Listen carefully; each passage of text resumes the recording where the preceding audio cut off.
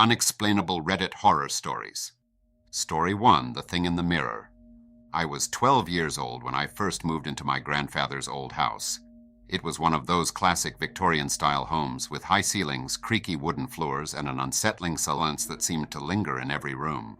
It had been in our family for generations, passed down through the years, and my parents decided it was time to settle there permanently after my grandfather passed away. I was initially excited by the idea of living in such a big, historic house, but that excitement quickly faded as strange things began happening. My room was on the second floor, at the end of a long hallway. It was a spacious room with large windows that looked out onto the overgrown backyard. In the corner of the room stood an old, ornate mirror, one that my grandfather had always kept covered with a cloth. When I asked my mom about it, she told me it was just an old habit of his, something about not liking to see his reflection late at night. I shrugged it off, thinking it was just a quirk of an old man. The first time I noticed something was off, I had woken up in the middle of the night, around 3 a.m., to go to the bathroom. As I walked back into my room, I glanced at the mirror and saw something strange. There was a faint, hazy smudge on the glass, almost like someone had been breathing on it. I dismissed it as condensation, maybe a draft from the old house, and went back to bed. But then, it happened again. Night after night, I'd wake up around the same time, and there it would be, that foggy smudge, always in the shape of a handprint. I became obsessed with it. I'd try wiping it away before I went to bed, but every morning it was back. It was always there, no matter how much I scrubbed. One night I decided to test it. I stayed awake until 3 a.m., sitting on the edge of my bed, staring at the mirror. As the seconds ticked by, I felt an overwhelming sense of dread, a heavy weight pressing down on my chest, and then I saw it. The mirror started to fog up, as if something was exhaling from the other side. I watched in horror as the outline of a hand slowly appeared, pressing against the glass. It wasn't my hand. This one was larger, with long, spindly fingers. I wanted to scream, but no sound came out. My body was paralyzed with fear. I tried to convince myself I was dreaming, that my mind was playing tricks on me. But deep down, I knew something was horribly wrong. Then, just as suddenly as it had appeared, the handprint faded, and I was left staring at my own terrified reflection. The next morning, I told my parents about what I had seen. They brushed it off as a bad dream, telling me it was normal to feel scared in a new house. But I couldn't shake the feeling that something was watching me, waiting for the right moment to step out from behind that glass. Over the next few weeks, things escalated. I began hearing whispers at night, faint and unintelligible, coming from the direction of the mirror. Sometimes, I'd catch glimpses of movement in the corner of my eye, dark shadows darting across the surface. I started sleeping with the lights on, but it didn't help. If anything, it made things worse. The shadows became more pronounced, their forms clearer in the light. One night I woke up to find that the mirror had shifted. It was angled slightly, as if someone had tried to pull it away from the wall. I stared at it for what felt like hours, too afraid to move, when I noticed something new. There, etched into the glass, were words, scratched into the surface by some unseen force. They read, "I see you." I screamed and ran to my parents' room. My dad checked the mirror, but the words were gone, leaving only faint scratches behind. He told me it was probably just a trick of the light, but I knew what I had seen. I knew it was real. Determined to understand what was happening, I started researching the history of the house. I spent hours in the local library, digging through old records and newspaper articles. That's when I found it. A story from decades earlier about a man who had lived in the house, a distant relative of my grandfather. According to the reports, he had become obsessed with mirrors, convinced that they were portals to another world. He spent years collecting them, claiming he could see things on the other side, things that spoke to him, things that promised him power and immortality. Eventually, he went mad and took his own life in front of that very mirror in my room. I confronted my parents with this information, but they still didn't believe me. They insisted it was just a story, an urban legend, but I couldn't shake the feeling that something was wrong, that something from that other world was trying to reach me. The final straw came one night when I woke up to a loud crash. I sat up in bed, heart pounding, and saw that the mirror had fallen forward, landing face down on the floor. I hesitated before approaching it, every fiber of my being telling me to run, to leave, and never come back, but I needed to know. I took a deep breath and slowly lifted the mirror. As I did, I felt a cold, icy hand wrap around my wrist. I looked up and saw it. Her. A woman's face, pale and gaunt, staring back at me from the other side of the glass. Her eyes were hollow, her mouth twisted into a smile that sent chills down my spine. "I've been waiting for you," she whispered, her voice echoing in my mind. I dropped the mirror and ran, screaming for my parents. When they entered the room, the mirror was back in its place, undisturbed. But I knew what I had seen, and I knew she was still there, waiting. We moved out of that house shortly after. My parents claimed it was because they wanted a fresh start, but I knew they were just as terrified as I was. They never spoke about what happened, and they never asked me about the mirror again. But even now, years later, I can't escape it. Every time I see my reflection, I feel that familiar sense of dread. Sometimes, if I stare long enough, I can see her, just a faint outline, lurking behind me, waiting for the moment I let my guard down. I tried throwing out the mirror once, but it always found its way back. One night, I even tried smashing it to pieces, but every shard, every fragment held a piece of her face, each one smiling, each one whispering, "I'll always be with you." And now, every night at 3 a.m., I wake up. The air grows cold, the room falls silent, and I know she's watching me from somewhere just beyond the glass, waiting for the moment when I'm too tired, too weak to look away. That's why I've started covering every mirror in my house. I don't care if people think I'm crazy. I know what I saw. I know she's still there, and I know, one day, she'll find a way out. Story 2, The Whispering Forest. When I was a kid, my hometown was surrounded by miles and miles of dense, ancient forest. It was the kind of place where you could get lost if you strayed even a few feet from the path, and people often told stories about strange things lurking in the woods. But of all the tales I heard, the one that stuck with me the most was the legend of the Whispering Forest. It was said that if you ventured deep enough into the woods, you'd start to hear voices calling your name, trying to lure you further in. Most people laughed it off as nothing more than an old wives' tale, but there were others, older folks in town, who swore that the forest was different, that something lived there. It wasn't until the summer before I started high school that I decided to test the legend for myself. My best friends, Mark, Jason, and Sarah and I were bored out of our minds that summer, desperate for some excitement. We'd spent every day at the same old places, the rundown arcade, the dusty basketball court, and the lake. So, when Jason suggested we explore the Whispering Forest, we jumped at the chance. We set off one Saturday afternoon, backpacks loaded with snacks, flashlights, and the determination to prove that the legend was just a bunch of nonsense. The forest seemed ordinary at first. Thick trees, dappled sunlight, and the occasional chirping of birds. But the deeper we went, the darker it became. It was as if the forest itself was swallowing the light, casting everything in an eerie, shadowy green. We walked for hours, laughing and joking, but as the sun dipped below the horizon, an uneasy silence settled over us. It was Sarah who first mentioned it. "Do you guys hear that?" she asked, her voice barely more than a whisper. We stopped in our tracks, straining our ears. At first, there was nothing but the rustling of leaves and the distant croak of frogs. But then, faintly, we heard it, a whisper.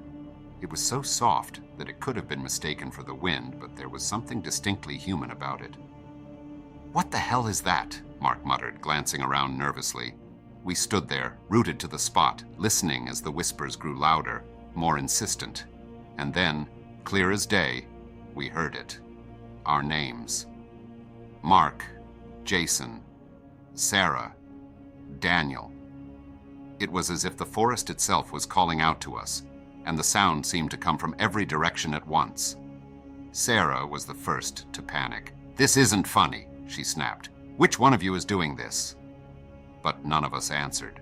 We were all too busy looking around, trying to find the source of the voices. That's when Jason's expression changed. He turned pale, eyes wide with fear, and pointed into the darkness. "Do you see that?" I followed his gaze, and that's when I saw it. Just beyond the tree line, a faint figure was standing, almost blending into the shadows. It was impossible to make out any details, but it was tall, thin, and swaying ever so slightly, as if waiting for us to make the next move. "Let's get out of here," Mark whispered, and we all agreed. We turned around, but no matter which way we went, the path seemed to twist and change. It was as if the forest itself was moving, trapping us inside. The whispers grew louder, more frantic, as if they were urging us to stay. And that's when I felt it, a cold, bony hand brushing against the back of my neck. I spun around, but there was no one there. I was shaking, heart racing, and I knew I wasn't the only one. Jason was crying now, muttering under his breath, "This isn't real! This isn't real!" We stumbled through the darkness, desperate to find a way out. But it was Mark who stopped us. "Look!" he shouted, pointing ahead. In the dim light, we saw a clearing up ahead, a wide circle of grass surrounded by thick trees. At the center of the clearing stood an old, rotting cabin, its windows dark and empty. "Maybe we can hide in there," Mark suggested, his voice trembling.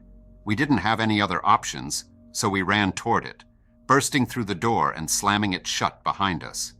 The cabin was cold and smelled of damp wood and mold. Cobwebs hung from the ceiling, and the floorboards creaked under our weight.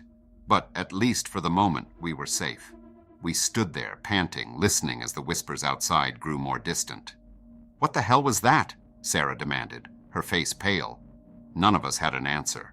All we knew was that something in that forest wanted us. As we stood there, trying to catch our breath, Mark walked over to the far wall, where something seemed to be scratched into the wood. "Guys, look at this," he said, running his fingers over the carvings. They were names, dozens of them, carved deep into the wood, some so old they were barely legible. But there, at the bottom, was a fresh name. Mark's eyes widened as he read it aloud. "Jason." Before any of us could react, Jason let out a blood-curdling scream. We turned to see him clutching his head, as if trying to block out some unbearable sound. "Make it stop," he shouted. "Make it stop." He stumbled backward, crashing into the door, and suddenly everything went silent. Jason slumped to the floor, unconscious, and we rushed to his side. He was still breathing, but he wouldn't wake up. No matter how hard we shook him, no matter how loudly we called his name, he wouldn't respond. Panic set in, and that's when Mark noticed something else. "Guys," he whispered, "look!" We turned and saw that another name had appeared on the wall. This time, it was mine. "Daniel!" The whisper came from right behind me, and I felt cold breath on my neck. I spun around, but there was nothing there, just shadows. The air grew thick, and it was getting harder to breathe. "We need to get out of here," I gasped, pulling at Jason's arm, trying to drag him to his feet. "Now!" But as we moved toward the door, it swung open, creaking on its rusty hinges. Standing there, bathed in the faint moonlight, was the figure we had seen earlier. Only now I could see it more clearly. It was wearing a tattered, old-fashioned dress, its skin pale and stretched tight over its bones.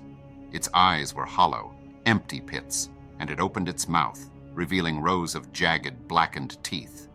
"Welcome!" it hissed, the whispers rising in a deafening chorus around us. I felt paralyzed, unable to move or even scream. Then Mark did something I'll never forget. He grabbed the flashlight from his bag and shone it directly at the figure. It let out an ear-piercing shriek, stumbling backward, and the whispers fell silent. "Run!" Mark yelled, and we didn't need to be told twice. We bolted out of the cabin, dragging Jason behind us, not daring to look back. Somehow, we found our way back to the path, bursting out of the forest and into the bright morning light. We collapsed on the grass, gasping for breath, and when I finally looked back, the forest was just there, silent, unmoving, as if nothing had ever happened. Jason woke up a few hours later, but he didn't remember anything. We told him what happened, but he just laughed, convinced it was a prank. But Mark, Sarah, and I knew better. We swore never to go back, never to speak of it again, and we never did. Years later, I moved away, hoping to leave that night behind me. But sometimes, late at night, when I'm lying in bed, I swear I can still hear it. The faint whispering of my name, calling to me from the darkness. And every now and then, when I look in the mirror, I see something behind me, just out of sight. It's waiting, and I know deep down that one day it'll find me again.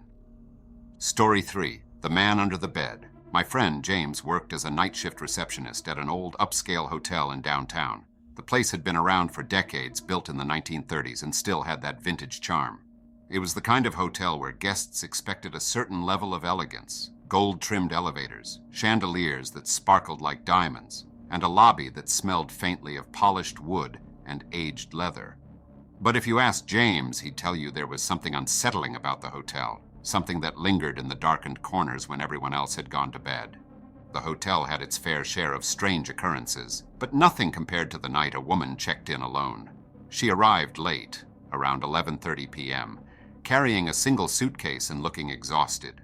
James remembered her well, mid-30s, wearing a crisp business suit, dark hair pulled back into a tight bun, with circles under her eyes like she hadn't slept in days. She asked for a room on a higher floor, saying she needed a good night's rest before an important meeting in the morning. James handed her the key card for room 409, one of the nicer rooms on the 4th floor, and watched as she disappeared into the elevator. It was around midnight when the phone rang at the front desk. James picked up, and he immediately recognized her voice, nervous, shaky. "I'm sorry to bother you," she said, "but I think there's something wrong with my room." James asked what the problem was, and she hesitated before answering. "I don't know. I feel like I'm not alone. Could you send someone up to check?" He tried to reassure her, saying the hotel was completely booked and there was no one else on that floor. Still, he promised to send up a member of the night staff to inspect the room. The security guard on duty that night, an older man named Carl, headed up to room 409 with a keycard in hand. Carl knocked on the door and the woman answered almost immediately. "I know it sounds crazy," she said, "but I keep hearing noises like rustling or breathing coming from somewhere in the room. It's probably nothing, but I'd just feel better if someone took a look." Carl, trying to be helpful, stepped inside and did a quick search. He checked the bathroom, the closet, even peeked under the desk. "Nothing here, ma'am," he said, trying to sound reassuring. "Are you sure you weren't just dreaming?" The woman seemed embarrassed, but nodded. "Maybe you're right," she muttered. "I've been traveling a lot lately. I'm probably just overtired." Carl left, and she locked the door behind him. About an hour later, just as James was settling in with his 3rd cup of coffee, the phone rang again. This time, the woman sounded terrified. "You need to come up here," she whispered. "There's someone in my room." James felt a chill run down his spine. "What do you mean?" he asked. "Did you see someone?" "No," she replied, her voice trembling. "But I can hear him. He's under the bed." James's heart skipped a beat. He told her to stay calm, to lock herself in the bathroom, and that he'd be there in a minute with security. He grabbed the master key and raced to the elevator, frantically pressing the button for the 4th floor. The ride up felt like an eternity, the silence pressing in on him as he tried to stay calm. As the elevator doors opened, he sprinted down the hallway toward room 409, where Carl was already waiting. They knocked on the door, and the woman's voice answered from inside. "I'm in the bathroom. Please hurry." They entered the room cautiously, and as they approached the bed, James noticed something that made his blood run cold. The covers were pulled taut, neatly made, but there was an indent on one side of the bed, as if someone had been lying there. Carl glanced at James, his face pale, and together they knelt down to look under the bed. The beam from Carl's flashlight cut through the darkness, and there, lying perfectly still, was a man. He was gaunt, with wild, matted hair and wide eyes that gleamed in the light. He didn't move, didn't blink, just stared back at them with a twisted grin on his face. "Get out here," Carl barked, pulling out his baton. But the man didn't respond. He just lay there, staring, that unsettling smile never wavering. With shaking hands, James pulled out his phone and called the police, keeping his eyes locked on the man the whole time, terrified that if he looked away, even for a second, the man would disappear. The police arrived within minutes, and it took 3 officers to drag the man out from under the bed. All the while, he didn't resist. He didn't say a word. He just kept staring at the woman who was now huddled in the corner, sobbing uncontrollably. They took him away, and the woman, still in shock, left the hotel that night, refusing to stay another minute. James thought that would be the end of it, but that's when things got even stranger. When they reviewed the security footage, they discovered something terrifying. The man had never entered the hotel through the front door. There was no record of him coming in at all. It was as if he had simply appeared inside room 409. A few nights later, James noticed something odd while going through the logs. Room 409, which had been sealed off after the incident, was marked as occupied. He thought it was just a glitch, so he went up to check. As he stood outside the door, he felt a cold draft and the distinct sensation that he was being watched. He unlocked the door and stepped inside. The room was exactly as they'd left it, except for one small detail. Lying on the bed, in the exact spot where the indent had been before, was a single piece of paper. James picked it up and felt his blood run cold as he read the words scrawled in shaky, uneven handwriting. "I'll be back." James left the hotel a week later. He never spoke about what happened that night, but sometimes, late at night when he tries to sleep, he swears he can still hear it, the sound of someone breathing, rustling, just beneath his bed. Several years have passed since that incident, and James tried to put the whole thing behind him, but every now and then he hears rumors. Guests staying in that hotel occasionally report strange noises in the middle of the night, faint whispers, the sound of breathing, and sometimes the feeling of a cold hand brushing against their feet as they sleep. The hotel, despite its vintage charm and elegance, started to develop a reputation. People began to whisper about the man who lived under the bed, about how sometimes guests would wake up in the middle of the night to see a shadowy figure crouching by their bedside, grinning down at them with eyes that gleamed in the darkness. And when they turned on the lights, he would be gone, leaving behind only a faint indentation on the sheets. James no longer works at the hotel, but every time he stays somewhere overnight, he checks. He checks the closets, the bathroom, and always looks under the bed before he sleeps. And every time he does, he can't help but remember that night, the way those eyes stared back at him from the darkness, unblinking, as if they could see straight into his soul. He tells himself it's over, that it was just one night, one crazy man in a rundown hotel. But deep down, he knows the truth. Sometimes, in the dead of night, when the wind is howling and the shadows grow long, he feels it again, that same icy breath on the back of his neck, that same whispering voice that echoes in his mind. I'll be back. Story 4. The creepy voice on the baby monitor. My sister and her husband had just moved into their new house when they asked me to babysit my niece Lily for the evening. It was a beautiful home, 2 stories with a big backyard, nestled in a quiet suburban neighborhood. They were thrilled to finally have a place of their own, especially after the years they'd spent saving up. As a single guy in my 20s with no plans for the night, I happily agreed, figuring it would be an easy way to earn some extra cash. I arrived around 7 p.m., just as the sun was setting, and my sister showed me around the house, pointing out all the essentials. "Lily's already asleep in her crib," she said, motioning toward the baby monitor on the kitchen counter. "If she wakes up, you'll hear it on this, but honestly, she's a great sleeper, so you probably won't even need to check on her." I nodded, not thinking much of it. After all, I'd babysat Lily plenty of times before and never had any issues. My sister and her husband thanked me again before heading out the door, and I settled onto the couch, flipping through the channels until I found something to watch. An hour passed without incident, and I started to relax. I even began to doze off when the static-filled crackle of the baby monitor startled me awake. I glanced over at it, expecting to hear Lily fussing, but instead there was only silence. I waited a moment longer, convinced I'd imagined it, but then I heard it, a faint, whispering voice. I sat up, wide awake now, listening intently. The voice was so soft I could barely make out what it was saying, but it definitely wasn't Lily. It was deeper, raspier, and it sent a chill down my spine. "Hello. Hello, little one," it murmured, the static distorting the words. "Can you hear me?" I froze, staring at the monitor in disbelief. It had to be interference, I told myself, maybe picking up a signal from another device nearby. But then I remembered my sister's house was on the edge of town, surrounded by empty fields. There were no other houses close enough for interference. I tried to shake it off, reasoning that it had to be a glitch. I even tapped the monitor a few times, hoping the sound would go away, but instead the voice grew clearer. "Don't be afraid. I'm coming for you." My heart skipped a beat, and I felt a cold sweat break out across my forehead. Every hair on my body stood on end as I reached for the volume control, turning it all the way up.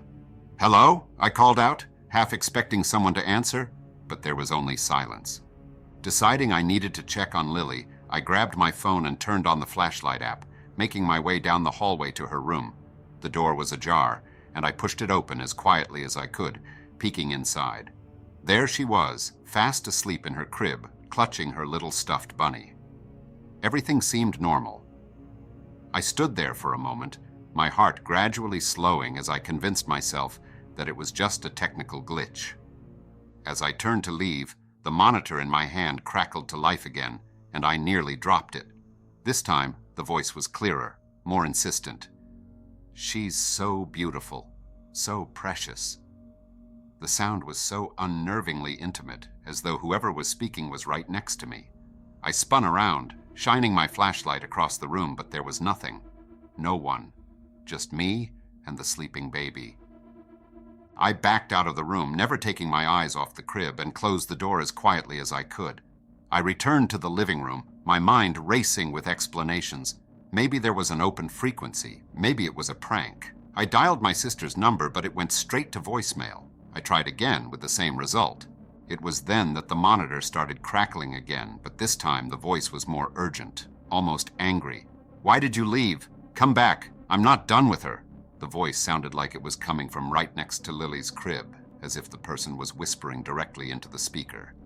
Panic surged through me. I couldn't leave her alone in that room, not after hearing that.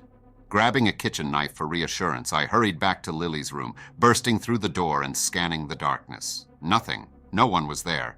Just the dim glow of her nightlight and the gentle rise and fall of her tiny chest as she slept.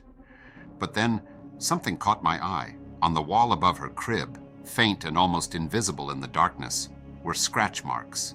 4 long, jagged lines that hadn't been there earlier, stretching from the ceiling to just above Lily's head. My blood ran cold and I could barely breathe as I reached out to touch them. The paint was freshly chipped, as if someone had dragged their nails down the wall mere moments before I entered the room. I stood there paralyzed when suddenly the baby monitor went dead silent. No static, no whispering, just an eerie, unnatural quiet. And then slowly, ever so faintly, I heard it. A soft, rhythmic tapping coming from inside the closet. I couldn't move. Every part of me screamed to run, to grab Lily and get out of there, but I was rooted to the spot. The tapping continued, slow and deliberate, like someone was gently knocking on the inside of the closet door. Finally, I snapped out of my trance. I took a step forward, my hand trembling as I reached for the closet handle. "Stop!" the voice hissed from the monitor, louder now, almost angry. "Don't open it!" I yanked open the door. My flashlight flickered and died, plunging the room into darkness. I fumbled with my phone, trying to get the light back on, and when I finally did, I saw nothing. The closet was empty, just a row of baby clothes hanging from the bar and a stack of diapers on the shelf. But the sense of dread didn't leave. It was stronger now, suffocating. And then I heard it, soft breathing, coming from right behind me. I spun around, knife in hand, but there was nothing, only Lily still asleep in her crib. I backed out of the room, closing the door behind me, and returned to the living room, shaking uncontrollably. I sat on the couch, gripping the knife so tightly my knuckles turned white, staring at the monitor, daring it to make another sound. For hours there was nothing, just static. I almost convinced myself that it was over, that whatever had happened was done. But just as the first light of dawn crept through the windows, the monitor crackled one last time. The voice, clearer than ever, whispered, "I'll be back, for both of you." My sister came home a few minutes later, cheerful and oblivious, thanking me profusely for watching Lily. I tried to tell her what had happened, but the words wouldn't come out. I didn't know how to explain it without sounding insane. Instead, I handed her the baby monitor, packed up my things, and left as quickly as I could. That night, I couldn't sleep. Every time I closed my eyes, I saw those scratches on the wall, heard that soft breathing behind me. Finally, I called my sister, desperate to make sure everything was okay. She answered on the second ring, groggy and irritated. "What's wrong?" she asked, and I could hear Lily crying in the background. I just wanted to check on you," I stammered, my heart racing. "Is everything all right?" There was a long pause, and then my sister said, "Funny you called. The monitor has been acting up all night. Keeps crackling and, I don't know, I thought I heard something." "What did you hear?" I asked, dread creeping back into my voice. My sister hesitated before answering. "It sounded like someone was whispering. I thought it was you, actually. It kept saying, 'Don't leave. I'm coming.'" The phone went dead silent as she finished, and I felt my blood turn to ice. I wanted to tell her to leave, to get out of that house and never look back, but all I could manage was a choked, "Please be careful." She laughed, brushing it off. "You worry too much. It's just a glitch, right?" But even through the phone, I could hear it in her voice. She didn't believe it, not really. It's been months since that night, and my sister refuses to talk about it. She claims everything's fine, that Lily is healthy and happy. But every now and then, she'll call me in the middle of the night just to check in, and in the background I can always hear it, the faint crackle of static and a voice whispering just at the edge of the line. Story 5. The Disappearing Roommate. A few years ago, I moved into a small 2-bedroom apartment with my friend Paul.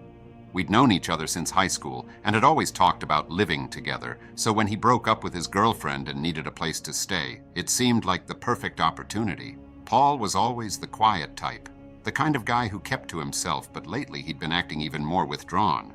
I chalked it up to the breakup and figured he just needed time. At first, everything was normal. We split the bills, took turns cooking, and settled into a comfortable routine. But after a few weeks, Paul's behavior became increasingly strange.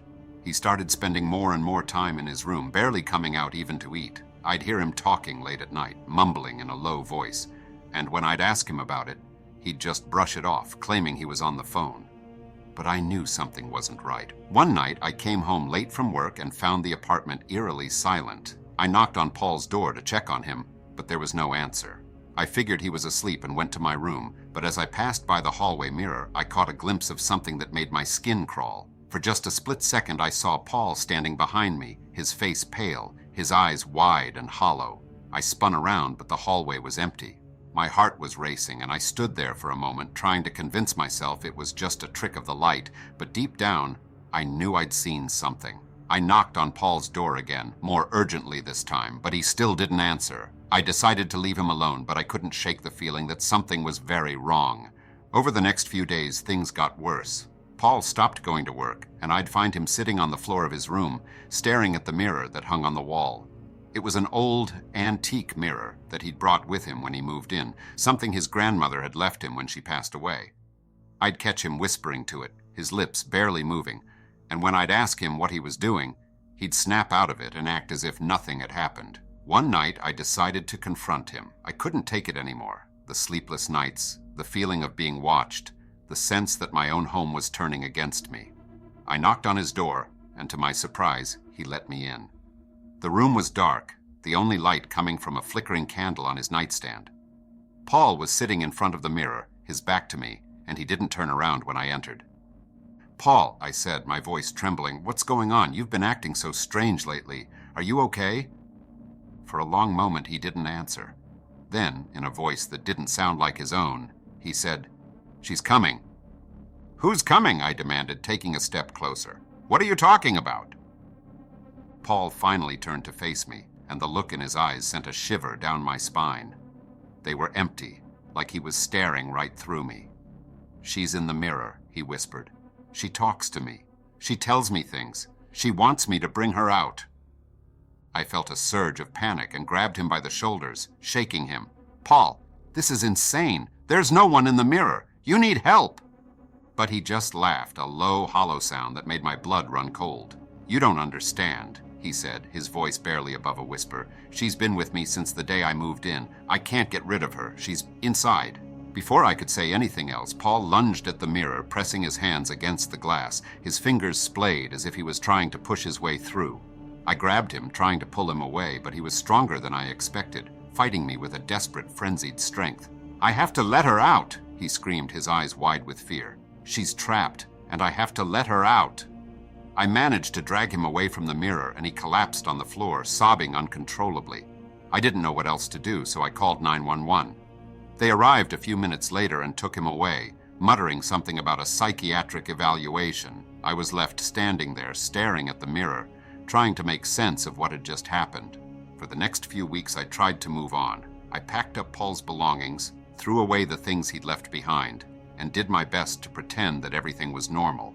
But every time I passed by his room, I felt a strange sense of unease, as if something was watching me from the shadows. One night, as I was cleaning out his room for the last time, I noticed something odd. The mirror, which had been sitting against the wall, was no longer reflecting my image correctly. Instead of showing the room as it was, it showed something else, a dark, shadowy figure standing just behind me.